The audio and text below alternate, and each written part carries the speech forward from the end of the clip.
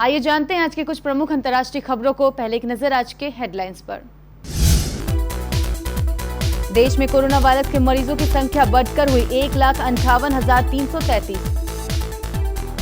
मुंबई से ट्रेन से आए श्रमिक को सीधे घर भेजा गया, 15 कोरोना पॉजिटिव मिले। पुलवामा हमले की तरह सुरक्षा बलों की गाड़ियों से विस्फोट भरी कार को टकराने का था प्लान, जैश हिजबुल की साजिश इस तरह हुई नाकाम। पाकिस्तान से आया टिड्डी का दल भारत को पहुंचा रहा है नुकसान। प्रवासी मजदूरों पर सुनवाई के दौरान एससी में तीखी बहस, एसजे ने सिब्बल से पूछा आपने क्या किया। बीजेपी प्रवक्ता संबित पात्रा में दिखे कोरोना के लक्षण, अस्पताल में भर्ती। राहुल गांधी की मांग, लोगों को कर्ज नहीं पैसे की जरूरत, 6 महीने तक गरीबों को आर्थिक मदद दे सरकार। ईद पर जहरीली शराब पीने से अब तक 16 की मौत, कई अस्पताल में भर्ती। चीन की संसद में विवादित हांगकांग सुरक्षा विधेयक पारित, ट्रंप ने जताई थी नाराजगी। सोने के वायदा भाव में आई गिरावट। अभिनेत्री पूजा हेगड़े का इंस्टाग्राम अकाउंट हुआ हैक। और इस तारीख से शुरू होने जा रहे हैं 3 T20, 4 टेस्ट और 3 वनडे मैच खेल का दौर। देश में कोरोना वायरस से संक्रमित मरीजों की संख्या 1,58,000 के पार हो गई है। 86,000 एक्टिव केस है। लेकिन अच्छी बात यह भी है कि ठीक होने वाले मरीजों की दर बढ़कर 42.45% हो गई है और अब तक करीब 67,000 लोग स्वस्थ भी हो चुके हैं। महाराष्ट्र पुलिस में पॉजिटिव मामलों की कुल संख्या 2,095 पहुंच गई है, जिससे 897 कर्मी ठीक हो चुके हैं और 1178 मामले सक्रिय हैं। हिमाचल प्रदेश के हमीरपुर प्रशासन की बड़ी लापरवाही सामने आई है। प्रशासन की लापरवाही के चलते कोरोना वायरस संक्रमण के फैलाव का खतरा अब लोगों पर मंडरा रहा है। प्रशासन ने मुंबई से लौटे लोगों की दूसरी रिपोर्ट निगेटिव आने से पहले ही घर भेज दिया था। बुधवार देर रात 15 लोगों की रिपोर्ट कोरोना पॉजिटिव आई है। रिपोर्ट सामने आने के बाद हड़कंप मच गया। हमीरपुर के जिला मजिस्ट्रेट हरिकेश मीना ने माना है कि पहली रिपोर्ट सामने आने के बाद से ही लोगों को घर भेज दिया गया था। देर रात प्रशासन ने रिपोर्ट सामने आने के बाद लोगों को घर से उठा लिया है। 15 लोग कोरोना पॉजिटिव पाए गए हैं। डीएम ने कहा कि किस तरह से चूक हुई है, इस पूरे मामले की जांच की जाएगी। संपर्क में आए लोगों को भी क्वारंटीन किया जाएगा। जम्मू कश्मीर के पुलवामा जिले में सुरक्षा बलों ने एक बार फिर फरवरी 2019 जैसी घटना को अंजाम दिए जाने की साजिश को नाकाम कर दिया है। आतंकवादी एक बार फिर विस्फोटक भरी कार को सुरक्षा बलों की गाड़ियों से टकराना चाहते थे। पिछले साल 14 फरवरी को इसी तरह की आत्मघाती हमला में सीआरपीएफ के 40 जवान शहीद हो गए थे। जम्मू कश्मीर पुलिस ने आईजी विजय कुमार ने बताया कि यह साजिश जैश ए मोहम्मद की थी और हिजबुल मुजाहिदीन इसमें मददगार था। दोनों आतंकवादी संगठन मिलकर एक बड़ी घटना को अंजाम देने के फिराक में थे। देश में कोरोना वायरस महामारी के बीच एक और नई समस्या आफत बनकर सामने आई है। दरअसल पाकिस्तान से राजस्थान होते हुए टिड्डी दल ने भारत के कई राज्यों पर धावा बोल दिया है। टिड्डियों के इस दल ने पंजाब, राजस्थान और मध्य प्रदेश के फसलों को तबाह कर दिया है।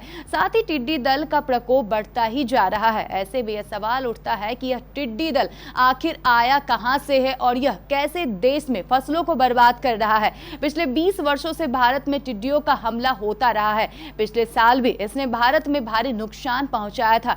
देश में अब तक सबसे बड़ा टिड्डियों का हमला साल 1993 में हुआ था। बाद में वर्षों से बड़ी संख्या में टिड्डियों का दल आता रहा है, लेकिन सरकार की मुस्तैदी की वजह से नुकसान ज्यादा नहीं हो पाया है। इस बार ये टिड्डियां ईरान के रास्ते पाकिस्तान से होते हुए भारत पहुंची है। सबसे पहले इन्होंने पंजाब और राजस्थान में फसलों को नुकसान पहुंचाया और अब यह दल झांसी पहुंच गया है। सुप्रीम कोर्ट में गुरुवार को प्रवासी मजदूरों के मसले पर सुनवाई हुई। केंद्र सरकार की ओर से अदालत में अब तक की स्थिति को रखा गया और बताया गया कि 91 लाख मजदूरों को घर पहुंचाया गया है। सुप्रीम कोर्ट में सुनवाई के दौरान सरकार की ओर से पेश हुए सॉलिसिटर जनरल तुषार मेहता और वकील कपिल सिब्बल में तीखी बहस हो गई। एससी ने कपिल सिब्बल से पूछा कि आपने इस संकट में क्या मदद की है, जिस पर कपिल सिब्बल की ओर से जवाब आया कि मैं सर्व जन आंदोलन दिल्ली श्रमिक संगठन की ओर से आया हूं। 1991 के आंकड़ों के अनुसार देश में 3 करोड़ प्रवासी मजदूर हैं। अब ये संख्या बढ़कर 4 करोड़ के आसपास हो गया है, लेकिन सरकार कह रही है कि सिर्फ 91 लाख को ही घर पहुंचाया गया है। बाकी लोगों का क्या हुआ? भारतीय जनता पार्टी के राष्ट्रीय प्रवक्ता संबित पात्रा को गुरुग्राम के एक निजी अस्पताल में भर्ती करवाया गया है। बताया जा रहा है कि संबित पात्रा में कोरोना के लक्षण दिखने के बाद उन्हें अस्पताल में भर्ती कराया गया है। पात्रा के अस्पताल में भर्ती होने पर बीजेपी नेता ज्योतिरादित्य सिंधिया और तेजिंदर पाल सिंह बगवा ने ट्वीट कर उनके शीघ्र स्वस्थ होने की कामना की है। संबित पात्रा की गिनती बीजेपी के तेज तर्राक प्रवक्ताओं में होती है। वह सोशल मीडिया पर काफी एक्टिव भी रहते हैं।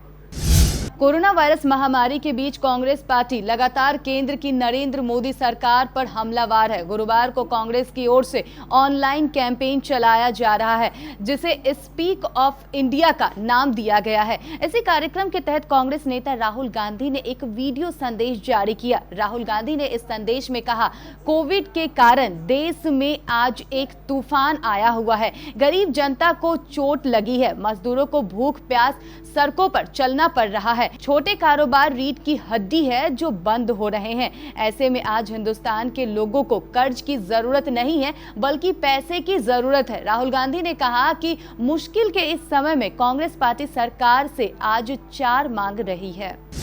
बांग्लादेश में ईद के मौके पर जहरीली शराब पीने की वजह से 2 अलग अलग घटनाओं में करीब 16 लोगों की मौत हो गई है। इसके साथ ही कई लोगों को इलाज के लिए अस्पताल में भर्ती भी करवाया गया है। एक वरिष्ठ पुलिस अधिकारी ने इसकी पुष्टि की है। विज्ञापन जानकारी के अनुसार मामले से जुड़े एक वरिष्ठ पुलिस अधिकारी ने बताया कि उत्तर पश्चिमी बांग्लादेश के ईद उल फित्र के जश्न के दौरान मिलावटी जहरीली शराब पीने से बीते 3 दिनों में 16 लोगों की मौत हो गई है। इसमें से कुछ की उनके घर में, जबकि कुछ ने इलाज के दौरान अस्पताल में दम तोड़ा है। चीन की संसद ने गुरुवार को हांगकांग के लिए एक नए विवादास्पद सुरक्षा कानून को मंजूरी दे दी, जिसमें पूर्व ब्रिटिश कॉलोनी में बीजिंग के अधिकार को कमजोर करना एक अपराध हो जाएगा। इस नए कानून से चीनी सुरक्षा एजेंसियां पहली बार हांगकांग में अपने प्रतिष्ठान खोल सकती हैं। नेशनल पीपुल्स कांग्रेस ने हांगकांग के लिए नए सुरक्षा कानून समेत आखिरी दिन कई विधेयकों को मंजूरी दे दी है। अब कम्युनिस्ट पार्टी की अस्थायी समिति ने यह विधेयक पारित कर दिया है और अगस्त तक कानून बन सकता है।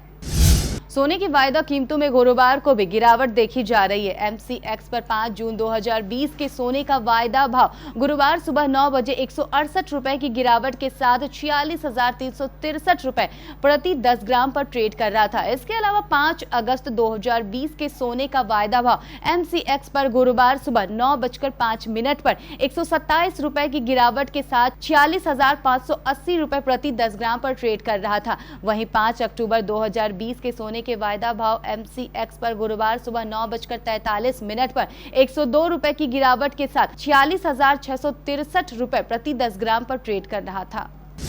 अभिनेत्री पूजा हेगड़े इन दिनों सोशल मीडिया पर काफी सक्रिय है। पूजा हेगड़े लॉकडाउन के दौरान अपनी तस्वीरें प्रशंसकों के साथ लगातार साझा कर रही है। इसी बीच उन्हें पता चला कि उनका इंस्टाग्राम अकाउंट हैक कर लिया गया है। अभिनेत्री ने खुद इसकी जानकारी अपने ट्विटर पर दी है। पूजा हेगड़े का अकाउंट बुधवार रात हैक किया गया था। हालांकि इसकी डिजिटल टीम ने जल्द ही ठीक भी कर लिया। अकाउंट हैक होने से पूजा काफी परेशान हो गई थी। पूजा ने ट्विटर पर लिखा, हेलो दोस्तों, मेरी टीम ने मुझे बताया कि मेरा इंस्टाग्राम अकाउंट हैक कर लिया गया है। मेरी डिजिटल टीम इसमें मेरी मदद कर रही है। कृपया इससे आया हुआ कोई भी रिक्वेस्ट स्वीकार ना करें। शुक्रिया। क्रिकेट ऑस्ट्रेलिया ने गुरुवार को अपने घरेलू समर सीजन का ऐलान कर दिया है। भारतीय टीम को ऑस्ट्रेलिया दौरे पर 3 T20, 4 टेस्ट और 3 मैच वनडे सीरीज खेलनी है। भारतीय टीम T20 श्रृंखला के लिए ऑस्ट्रेलिया का दौरा करेगी, जिसके शुरुआत में 11 अक्टूबर को ब्रिस्बेन से होगी, जिसके बाद 14 और 17 अक्टूबर को मैच खेले जाएंगे। विराट कोहली की टीम फिर से 4 टेस्ट मैच की श्रृंखला के लिए वहां जाएगी, जिसकी शुरुआत 3 दिसंबर से ब्रिस्बेन में होगी। इसके बाद 3 मैचों की वनडे श्रृंखला खेली जाएगी। कोरोना के कारण टीम इंडिया के खिलाड़ियों के दौरा पर 14 दिन खुद को पृथक शिविर में रखा जाएगा, जिसकी अनुमति बीसीसीआई की ओर से मिल जाएगी। सिर्फ पुरुष ही नहीं बल्कि भारतीय महिला टीम भी इस दौरे पर 3 एकदिवसीय मैच खेलेगी। तो ये थी कुछ प्रमुख अंतर्राष्ट्रीय खबरें। मुख्य खबरों को जानने के लिए चलेंगे प्राइम स्टूडियो।